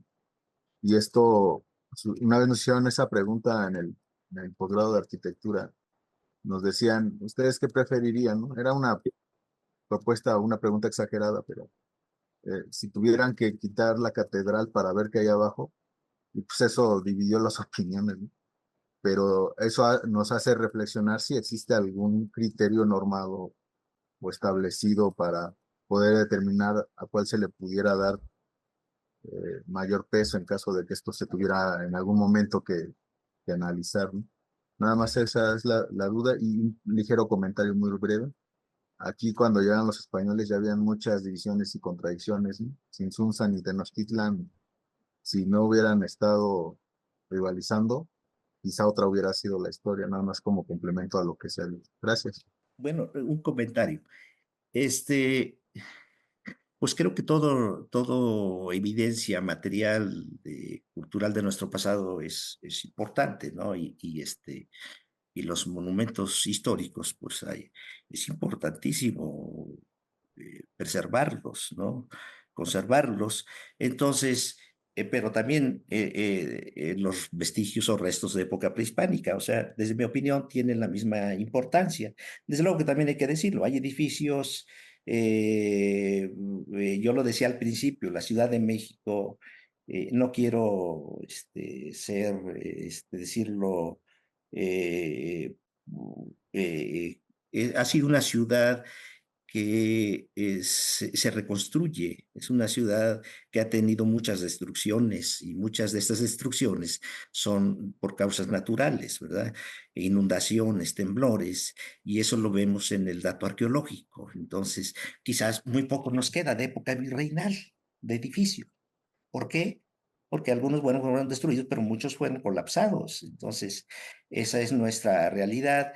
La ciudad es viva, se reconstruye periódicamente y así continúa. Y de los edificios actuales, pues muchos tienen un valor histórico, pero también hay muchos que son, pues quizás siglo XX, ¿no? Siglo XIX, siglo XX, y que pues yo no, en este momento no, yo creo que pues tienen un valor histórico todos, porque todos nos dan, pues son parte de la herencia cultural, ¿no? Y pues nada más para ahondar un poquito, en cuanto llegan los españoles, pues había mucha inconformidad, y todos estos pueblos que se unieron con Cortés, no es que fueran traidores, no fueron traidores. Ellos querían liberarse del yugo de los mexicas, porque los mexicas los tenían sometidos. Esa ha sido, pues ha sido la historia de la humanidad, en cierta manera. No es por justificar ni por nada de eso, pero pues son las realidades que se han vivido en todo este proceso histórico de la humanidad. Llega Cortés, él se da cuenta de esa situación. Miles de indígenas, cerca de 100,000 indígenas, se unieron y fueron finalmente quienes toman la ciudad prehispánica, Tenochtitlan, y la van a destruir, ¿no? Y entonces, pues así ocurrió. Y pues y bueno, y Cortés hizo grandes matanzas también, o sea, fue severo la destrucción, fue muy fuerte, con las mismas piedras van a construir la nueva ciudad, los nuevos templos, las nuevas casas, y son los mismos materiales, las mismas piedras, y me atrevería a decir que las mismas manos indígenas quienes van a construir la ciudad virreinal. Así es. Eduardo. Sí, yo pongo un ejemplo de la pregunta que le hicieron en arquitectura es descabellada. ¿Qué prefieres, tirar la catedral para que aparezca el vestigio que hay abajo o qué? No, hay métodos, bueno, Raúl lo sabe mejor que yo porque los ha aplicado, de intervenir ambas épocas o las que sean de una manera, pues con una técnica que no perjudica una para sacar la otra. La catedral es un buen ejemplo. Debajo de la catedral se encontraron los restos de un templo dedicado al sol, de acuerdo con algunas versiones, y allí está, y se puede ver y se puede visitar y todo, y encima está la catedral, tan valiosa uno como la otra. Así que creo que sí se puede. Lo mismo se ha hecho por ejemplo, en Cholula está el santuario de la Virgen de los Remedios en la cúspide de la antigua pirámide dedicada al dios de la lluvia, y así podríamos poner ejemplos en cualquier otra parte. El criterio es difícil, porque a veces sí, no queda más remedio que tirar una cosa para sacar otra, pero pues hay que discutirlo y pensarlo bastante. Claro, y aquí retomo rápido algunas preguntas para no leer cada una, que van similares, y de la mano de lo que están diciendo ustedes dos, es que sí se están haciendo todos estos proyectos subterráneos, como el caso de Catedral. Te están preguntando que cómo lograron el poder hacer este acuerdo, que si hubo una intervención económica. Pues son proyectos carísimos, entonces evidentemente ya se los explicará Raúl. Pues sí, los propietarios aceptan en un momento dado participar porque no hay dinero que sostenga. Se necesita un proceso de ingeniería, que también es parte de lo que han preguntado, muy, muy fuerte, con una técnica muy moderna. Todo eso cuesta mucho dinero. Entonces, te preguntan, Raúl, que cómo le han hecho para hacer este proyecto de catedral. Sí, bueno, ahí, como ya les había comentado, primero, bueno, nosotros para poder intervenir necesitamos una representación oficial, ¿no? O sea, aquí no voy a extenderme, pero es todo un procedimiento, ¿verdad? Pues somos arqueólogos, pero requerimos de una autorización para poder intervenir y una propuesta de intervención, de investigación, ¿verdad? Un proyecto. De esa forma es como llegamos, y también los acuerdos con los propietarios, ¿verdad? Porque ellos requieren de la autorización para poder intervenir estos espacios. Entonces, así es como llegamos nosotros, y pues tenemos esos vestigios arqueológicos que nosotros no podemos, no estamos capacitados para tomar una decisión de que eso se pueda afectar, se pueda destruir. Entonces, nuestra responsabilidad es registrar, hacer un dictamen y reportar a las instancias correspondientes y buscar una solución. Entonces, la solución fue proteger, desde luego que ya también más bien con el acuerdo y con por parte de los propietarios, que finalmente les pareció bien, ¿no? Porque si no, pues lo que ocurre es que nosotros volvemos a tapar y esto se acabó. Entonces, sí hay un acuerdo, un interés moral en que esto se pueda exhibir en acuerdo con los mismos propietarios, porque a ellos finalmente también les afecta a nivel económico. Su inversión aumenta, crece más en cuanto a la cimentación, porque la cimentación tiene que ser de acuerdo a las recomendaciones que se hagan, buscar las soluciones estructurales para que este edificio pueda seguir adelante, este proyecto, pero ya es un acuerdo mutuo entre propietarios y la institución, o sea, en este caso el INAH, y desde luego separando lo que corresponde a su negocio, a su obra particular, y lo que corresponde al patrimonio, a los vestigios, que son bienes de la nación. Este museo tendrá su propio acceso, como ya les había dicho, es independiente, controlado por el instituto, vigilado por el instituto, y quien quiera entrar ahí tendrá que no se ha definido, pero probablemente sea con el boleto del Museo del Templo Mayor, porque queda dentro de su jurisdicción. Esa es la forma como trabajamos en este caso, y bueno, y hay otros más que estamos trabajando. Muy bien. Pues le damos la palabra a Mónica. Hola, buenos días a todos. Buenos días. Bueno, aquí ya se ha tocado el tema de que nos pertenece a todos, pero sí quiero hacer como hincapié en que en la época de la rendición de Cuauhtémoc ante Hernán Cortés intentaron sepultar nuestras raíces e historia, y justamente estar resurgiendo, dándole paso al patrimonio material, intrínsecamente al patrimonio inmaterial. Ya se tocó el tema de a quién le pertenece y el derecho a conocer y el valor, ¿no? Pero, ¿qué acciones se están llevando a cabo o qué decisiones se están tomando con base a la legislación del patrimonio? Y si hay algún apoyo por parte del gobierno para que todo esto se pueda mostrar a todos, a toda la nación prácticamente y obviamente de manera internacional. Entonces, bueno, aquí yo hago un paréntesis en la Constitución, prácticamente es el artículo 73 que define que la conservación del patrimonio es de interés nacional y se le da prioridad a la de los pueblos originarios. Entonces, ¿qué sería en este aspecto? ¿Y qué está haciendo el gobierno ante todo ello para que se pueda mostrar a todos?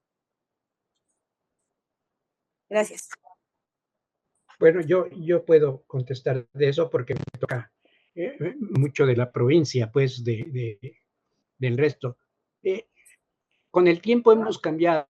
Originalmente, de acuerdo con la ley de protección de monumentos, pues todo, desde antes de esta ley, cualquier elemento arqueológico que se encontrara en un pueblo se acarreaba para el centro, para la capital, etcétera, etcétera.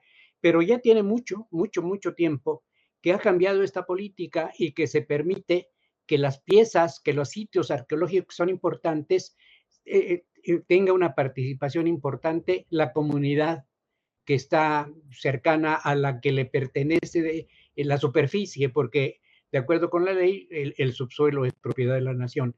Pero se permite, es decir, hay muy buenos ejemplos por ejemplo, de hallazgos arqueológicos importantísimos que se han quedado en los pueblos a donde se encontraron y que inclusive han dado lugar a que el mismo pueblo pues edifique la protección para la escultura, si es que fue una escultura, para hacer un pequeño museo de sitio, y en muchos casos las propias comunidades son las que administran esto, o sea que en eso sí se ha logrado un avance muy importante.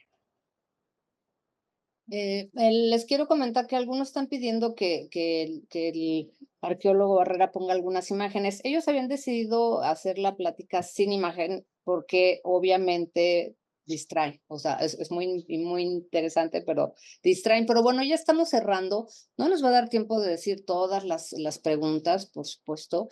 Entonces, si quieren después, nosotros las copiamos y se las mandamos a ellos para que las puedan terminar de contestar. Raúl, si quieres ir subiendo unas de las imágenes, mientras yo le doy la palabra a Nayeli. Okay. Hola, buenos días a todos.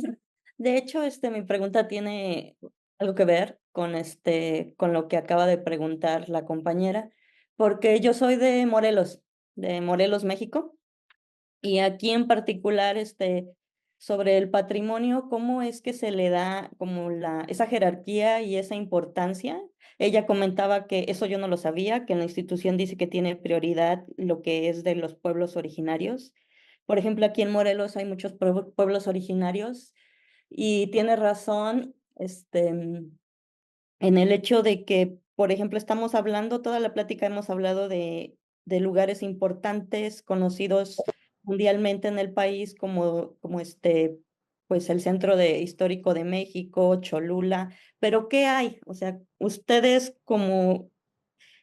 nunca se han preguntado porque el patrimonio en lo que se salva, que es tan importante, bueno, todos tienen importancia, pero ¿cómo podemos hacer nosotros, aparte de la educación, como para a qué instancias o qué? Porque, por ejemplo, en lo que se excava debajo de la catedral y se gastan millones de pesos en eso, aquí una comunidad en Morelos, por falta de educación, por falta de concientización, ya derrumbaron, ya vendieron, ya trituraron un vestigio que pudo haber sido arqueológicamente más valioso que lo que pudieron haber encontrado bajo la catedral. Me refiero a eso de volver, como por ejemplo con como Ventura de Sousa, que hablaba sobre las epistemologías del sur, de que hemos perdido tanto porque se ha como devaluado lo que nos tiene que enseñar esas regiones. ¿Me entiendes? ¿Cómo por ejemplo,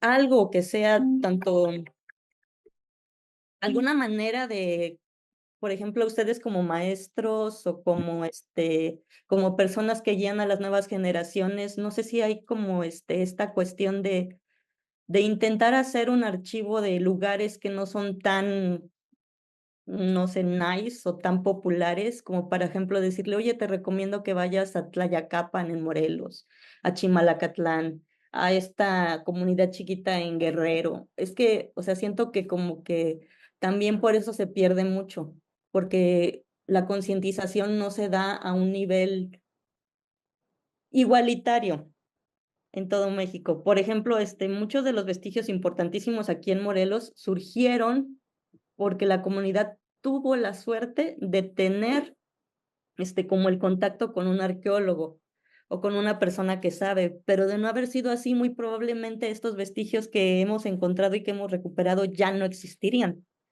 Y ya para cerrar les doy una cosa así muy puntual. En Tlayacapan, aquí en Morelos, hace unos días se cambió, bueno, no hace unos días, y esto ya tiene de meses. En la iglesia solía haber un lugar especial donde estaban unas momias con valor antropológico y ya estaban ahí resguardadas, pero el nuevo cura era así como de que, ¿cómo vamos a tener cosas muertas y que adoran al diablo y de quién sabe qué cosa? Y les dijo, les doy 15 días para que las saquen, no me importa dónde las metan, yo no las quiero en la iglesia.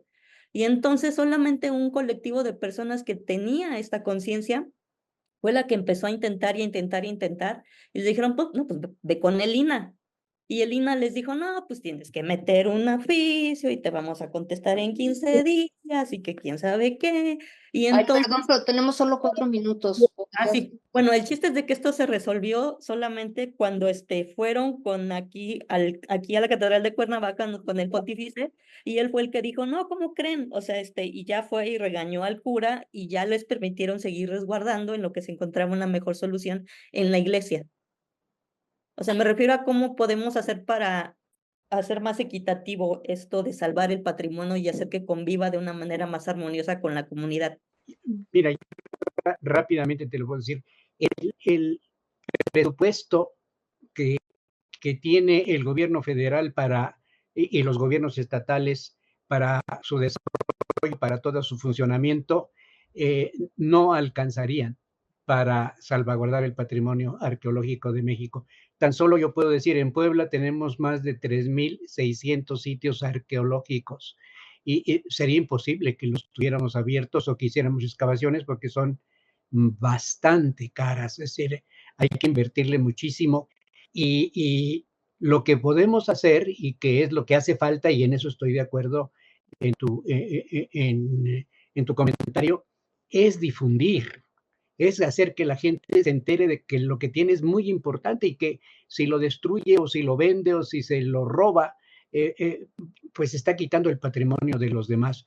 Pero es una labor titánica que pues algunos intentamos hacer, pero que es muy difícil eh, que se desarrollara al nivel que se exige.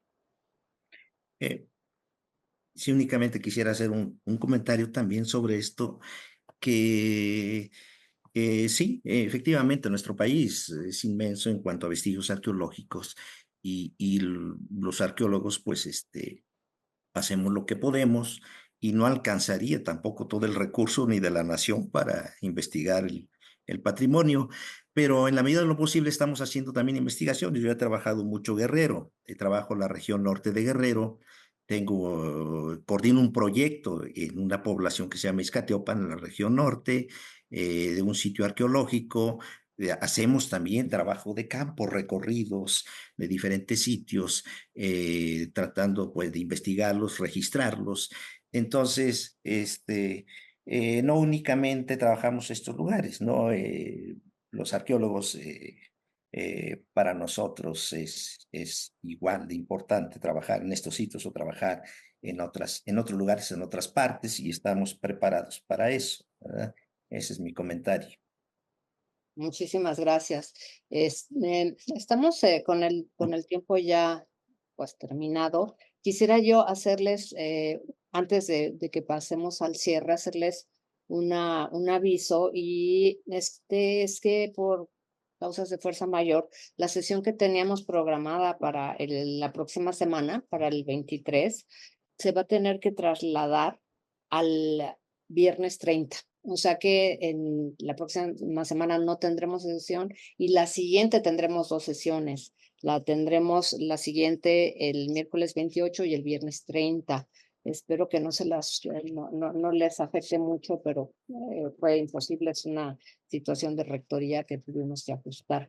Y la siguiente sería otro diálogo que sería hacia modelos de gestión incluyentes, que son los planes de manejo y planes de salvaguardia para el patrimonio cultural, con la doctora Alma Pineda de la Universidad de Guanajuato y la doctora Cecilia Barraza de la Facultad de Filosofía y Letras de la UNAM. Esta es la que se nos pasa para el viernes 30. Y el miércoles 28 tendremos a la doctora Alejandra Quintanar Isaías de la Universidad Autónoma Metropolitana con el tema de cambio climático y biocultura, la protección de los entornos naturales y su afectación en el patrimonio. De todos modos, de las preguntas que todavía tenemos pendientes, las tenemos ya recopiladas para poder mandárselas a nuestros ponentes. Y doctor Delgado, si estás por ahí, no sé si quieres hacernos el favor de hacer el cierre y el agradecimiento o paso yo a hacerlo. Y a nuestros ponentes, no sé si quieren hacer ustedes un cierre, una conclusión cada uno del diálogo del día de hoy. Bueno, pues si quiere, empiezo yo para decir que es muy importante que se haga este tipo de programas de vinculación entre nosotros, los que estamos trabajando en el campo, y toda la gente que se apunta y que se une a este tipo de transmisiones. Es muy importante porque es parte de la difusión a la que nosotros tenemos obligación de acudir, de hacer. Así que los felicito por hacer este tipo de presentaciones, de programas, de seminarios, y creo que con los temas que siguen están redondeando todo pues, algo muy importante para nuestro país y para el conocimiento en general. Sí, completamente. Raúl. Bueno, sí, pues igualmente me uno a las felicitaciones a la universidad, al seminario, la ciudad y sus patrimonios, y pues creo que esto ha sido un diálogo sumamente interesante y pues me da gusto de haberlo compartido con el doctor Eduardo Merlo, que es una persona a quien yo admiro mucho, ha trabajado mucho en nuestro país y pues para nosotros es importante como arqueólogos pues esta difusión, difundir nuestras opiniones, lo que nosotros hacemos, como vemos esto de la arqueología, pero también a todos los interesados, a quienes han asistido a esta reunión por su interés, y creo que eso es lo importante, que haya esta discusión, esta retroalimentación de una realidad que es esto, que es el patrimonio tangible e intangible, y pues qué tan importante es preservarlo. Y pues felicitarlos y muchas gracias por su atención. No, pues muchas gracias a ustedes. Ha sido un disfrute y un privilegio tenerlos aquí, en verdad. Muchísimas gracias por su generosidad. Yo sé que los dos son ocupadísimos y que quitarles 2 horas de su tiempo es algo grande, entonces agradezco a ustedes su generosidad de estar con nosotros. Agradezco a toda la audiencia. Fíjense que en esta ocasión tenemos gente de casi toda la República, representación de todos: Oaxaca, Puebla, Colima, Quintana Roo, Guerrero, Guanajuato, Yucatán, Veracruz, Michoacán, Sinaloa, Estado de México y Morelos. Muchas gracias a mis colegas mexicanos que se han interesado tanto en este seminario, y a nuestros colegas latinoamericanos, porque tenemos de Venezuela, Perú, Uruguay, Argentina, Ecuador, Colombia, Cuba, Honduras. Gracias porque eso a nosotros nos da mucho gusto, quiere decir que hemos estado teniendo resonancia en estos 2 años y nos da mucho gusto seguir compartiendo con ustedes y como siempre a nuestros colegas españoles que no faltan, les agradecemos su presencia, la diferencia de horario es fuerte, entonces organizarse para estar también con nosotros no es tan fácil, se los agradecemos muchísimo, les pedimos una disculpa por el cambio de la próxima semana, la otra semana nos vemos en 2 sesiones, el 28 y el 30. Y pues les deseo que tengan un muy buen día y estamos en contacto. Gracias, Eduardo Merlo, gracias, Raúl Barrera, y gracias a todos ustedes por su presencia. Que tengan muy buen día. Buen día.